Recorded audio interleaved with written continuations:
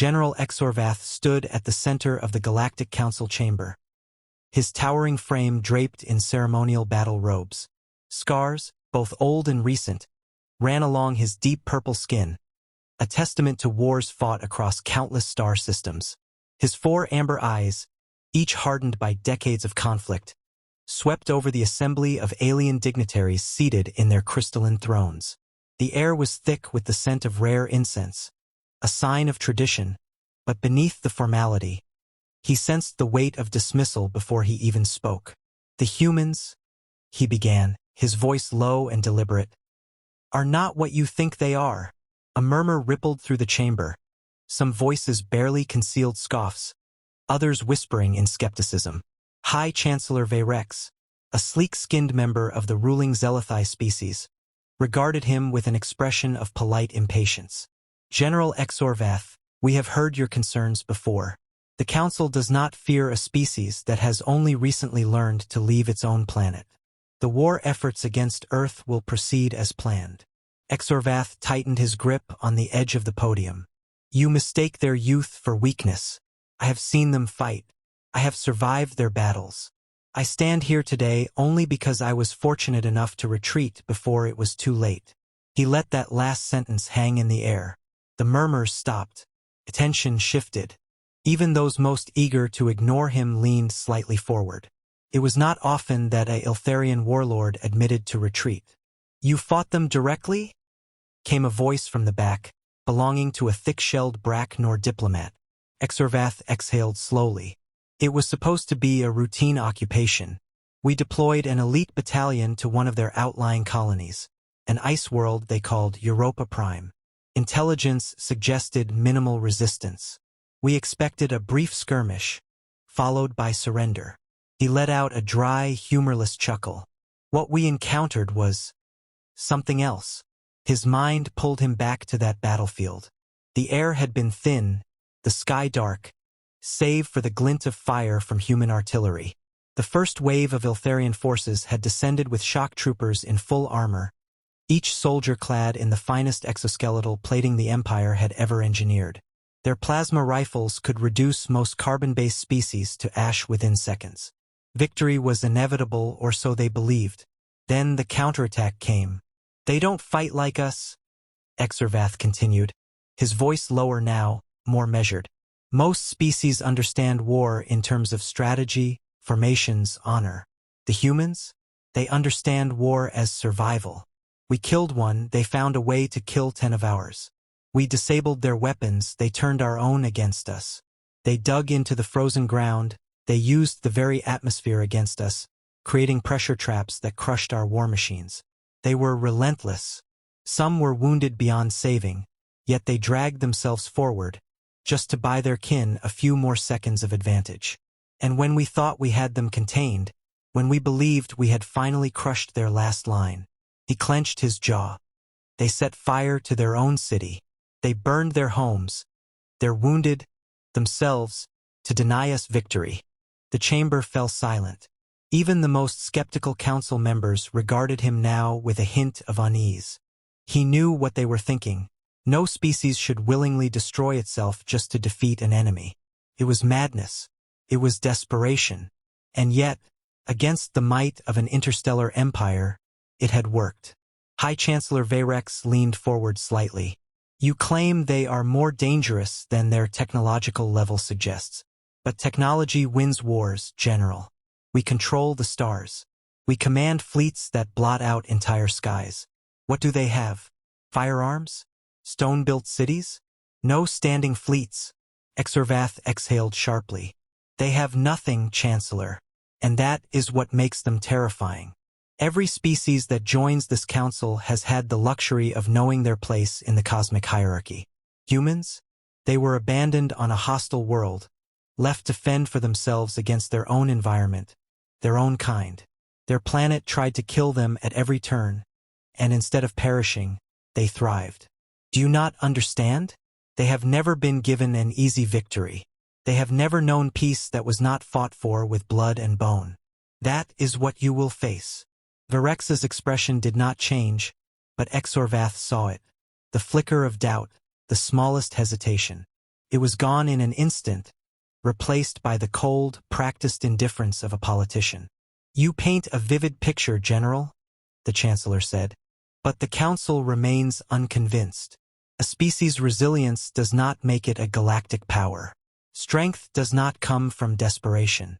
It comes from control, from unity, from progress. Humanity, for all its apparent tenacity, has none of these things. They bicker among themselves, divide their own forces, waste resources on internal conflict. A true empire does not behave this way. Exorvath felt his chest tighten. "Then you will learn the hard way." He turned his gaze to the others in the chamber. "Have any of you fought them? Have any of you seen them in battle?" Silence answered him. "You believe that because they do not yet rival our fleets, they cannot touch us. That is your mistake. The humans do not need vast armies. They only need time, because given enough of it, they will find a way to break you. And they will never stop. Not until you are nothing but a memory." He saw the discomfort spreading now. Some shifted in their seats. Others avoided his gaze. Verex's expression hardened. "Your warning is noted, General. The Council has reached its decision. We will not alter our course of action. The war will proceed as scheduled. Humanity will learn its place among the stars, one way or another." Exorvath clenched his fists, but he knew further argument was useless. He had delivered his warning. They had ignored it. He turned on his heel and strode toward the chamber doors, his heavy footfalls echoing through the hall. As he passed through the towering archway, he glanced back once.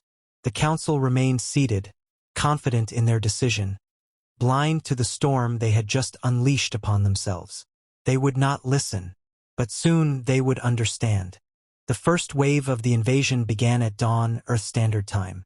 The Galactic Council's forces descended with the full weight of their superiority, their warships blotting out the skies above the targeted cities. It was meant to be swift, decisive, an overwhelming display of power that would break humanity's spirit before resistance could take root. The fleets had done this countless times before, subjugating lesser civilizations with precision, efficiency, and minimal casualties on their side. Earth, they believed, would be no different. For the first few hours, that illusion held. The initial bombardments reduced key military installations to smoldering ruins. Superiority in the air belonged entirely to the invaders, their sleek fighters darting through the atmosphere while human aircraft crumbled under their advanced weaponry. Council war machines landed in the heart of major cities, their towering constructs sowing panic among civilians as foot soldiers spread through the streets. Resistance was expected, but it was to be little more than a formality, a final burst of defiance before submission. Then the killing began. The galactic soldiers soon discovered that humanity did not fight like any species they had conquered before. They did not organize in neat ranks, nor did they follow predictable patterns. They adapted, they improvised, they learned, and most terrifying of all, they did not break. A squadron of Zelathai shock troopers, clad in near-impervious exo-armor, advanced through the remains of a human urban district. Resistance had been minimal at first, scattered groups of ill-equipped fighters easily dealt with. Their orders were to push forward, secure a foothold, and prepare for the arrival of command forces. But as they rounded a ruined complex, their commander paused, his mandibles clicking in unease. The streets had gone silent, too silent. Then the buildings collapsed. It wasn't a natural cave-in, nor the result of previous bombardment. The humans had set charges, rigged their own city to fall upon their enemies. Massive slabs of concrete and steel came crashing down, separating the squad, crushing some beneath the rubble. Those who survived were forced into the open, stumbling through the dust, easy prey for the human snipers lying in wait. The squad tried to regroup, but by then, it was too late. The humans struck from every angle, using terrain the invaders had assumed was useless debris. They moved in coordinated bursts, never staying in one place long enough to be pinned, yet never retreating far enough to be out of striking distance. They set fires to funnel their enemies into kill zones. They used outdated ballistic weapons that should have been obsolete but were devastatingly effective against energy-shielded armor. They wielded explosives scavenged from fallen invaders, modifying them in ways the original creators had never considered. It was not war as the Council understood it. It was an execution. Across the planet, reports poured in from every front. The humans were winning. Not in open battle, the Council forces still held the skies, still controlled orbital strikes. But in the shadows, in the ruins, in the places where conventional rules of engagement meant nothing, they fought without mercy. Captured troops were not ransomed or imprisoned. They were eliminated. Even retreating forces found no sanctuary, hunted down in the night by relentless, unseen killers. On the bridge of the command carrier Vathzal, Supreme Commander Delos watched the battle unfold from orbit. His golden eyes narrowed at the streams of data scrolling before him, reports of mounting losses contradicting everything they had predicted. A planet without spacefaring warships should not have been able to hold the line for more than a day, and yet entire divisions had gone silent, entire squads wiped out before they could even relay what had happened. "We underestimated them," his tactical officer admitted, voice tight with unease. "They're using tactics outside of standard warfare parameters." "Define outside standard parameters," Delos said, his tone betraying his growing irritation. The officer hesitated, then finally said, "They're fighting like animals, like predators with nothing to lose." Delos exhaled sharply. He turned his gaze toward the largest screen, displaying the burning remains of a council garrison on the outskirts of a major human city. The forces there had been reinforced, double the expected requirement, yet within hours they had been annihilated. Even now, the surviving soldiers were broadcasting desperate calls for extraction, their voices edged with something he was not used to hearing from seasoned warriors: fear. The transmission crackled with static, then came through in bursts of panicked voices. "Ambush! They're inside the perimeter." Gunfire. A guttural scream. "We can't hold, repeat, we cannot hold." The signal cut out. Delos tightened his jaw. This was unacceptable. The Council had prepared for resistance. But this was something else entirely. This was not the desperate stand of a civilization facing its end. This was methodical, calculated, and Exorvath had warned them. He clenched a fist, ignoring the cold realization creeping into his mind. It didn't matter. They still had superior numbers. They still held control of the skies. Whatever tricks the humans employed, they would be exhausted eventually. But deep inside, for the first time in his long career, Delos found himself wondering if this war had been a mistake. The battle continued, stretching into what should have been the final phase of occupation. But there was no surrender. The humans fought with a level of endurance that defied every biological limit known to the Council. Wounded soldiers did not fall back. They tied makeshift bandages around gaping wounds, injected themselves with chemical stimulants, and kept fighting. Civilians did not flee in terror. They set traps, acted as decoys, and carried weapons as though they had been preparing for this war their entire lives. Even when surrounded, even when outnumbered, they refused to submit. In one sector, a captured council officer was interrogated by human forces. The expectation had been that he would be tortured, forced to reveal strategic data.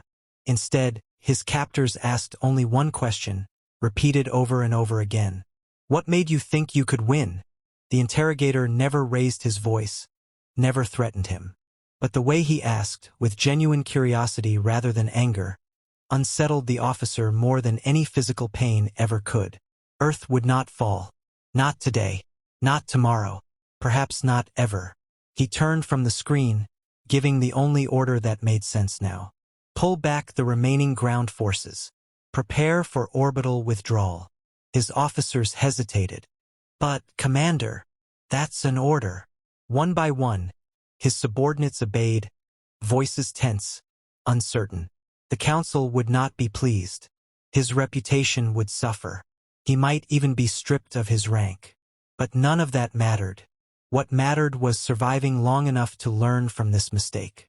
As the command carrier began its retreat, Delos allowed himself one final glance at the planet below, its surface still burning, but its people, impossibly, unbelievably, still standing. They had been warned, and they had not listened. Exorvath stood at the bridge of his warship, staring at the massive display before him. The Galactic Council's once mighty invasion fleet, now reduced to scattered remnants, was withdrawing from Earth's orbit.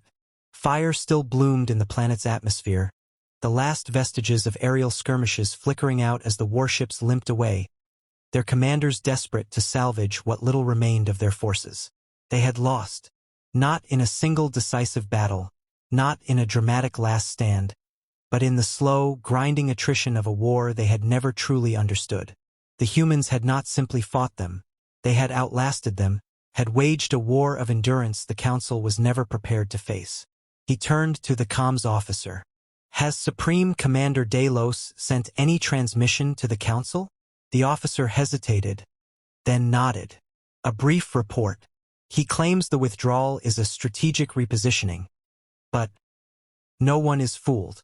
Exorvath exhaled slowly. Even Delos, a commander renowned for his pragmatism, had been forced into retreat. The Council would not take this well. They would demand explanations, assign blame, seek ways to rewrite what had happened to fit their own narrative. But none of that would change the truth. The war was over. Humanity had not just survived. They had proven themselves more dangerous than anyone had imagined. A soft chime signaled an incoming transmission. Not from the Council, but from an unknown source. The bridge fell silent as the message decrypted itself. And then, to Exorvath's mild surprise, a human voice crackled through the speakers. "This is General Elias Carter of the United Earth Defense Force. We know you're listening." A pause. A test. Exorvath gestured to open the channel. The voice continued, steady but edged with something unreadable. "Your people came here expecting an easy war. You thought we were weak, divided, unprepared. I hope you understand now how wrong you were." Exorvath said nothing. There was no point in denying it. "Tell your council this," Carter went on. "We do not seek war. We did not ask for this fight. But if you, or anyone else in the galaxy, ever set foot on our world again with the intent to conquer, you will not find soldiers waiting for you." The audio crackled, and for a moment, Exorvath thought the transmission had been lost. But then, Carter's voice returned, quieter now, more deliberate. "You will find hunters." Silence filled the bridge. The message ended. The channel closed. Exorvath turned his gaze back to the retreating fleet, his expression unreadable. There was no need to relay the message to the Council. They would learn soon enough. And when they did, he wondered, would they finally listen?